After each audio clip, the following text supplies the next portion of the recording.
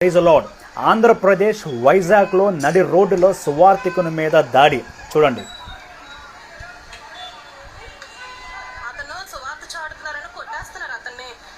ఈ విధంగా దేశంలో ప్రతిరోజు ఏదో ఒక మూల క్రైస్తవుల మీద దాడులు జరుగుతూనే ఉన్నాయి. దాడి ఎవరి మీదనైనా ఎవరు చేసినా సమాజము మానవత్వాన్ని ప్రశ్నించాల్సినటువంటి విషయం ఇది.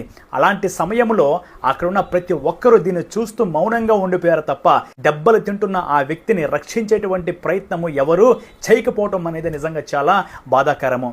ప్రజాస్వామ్యంలో ప్రతి వ్యక్తికి తన మతాన్ని ఆచరించి ప్రకటించేటువంటి స్వేచ్ఛ ఉంది. అలాంటి స్వేచ్ఛ రాజ్యాంగం మనకు కల్పించింది. కాబట్టి ఒక వ్యక్తి యొక్క ప్రాథమిక హక్కులపై దాడి చేస్తున్నారంటే ఇది ఖచ్చితంగా రాజ్యాంగం మీద దాడే.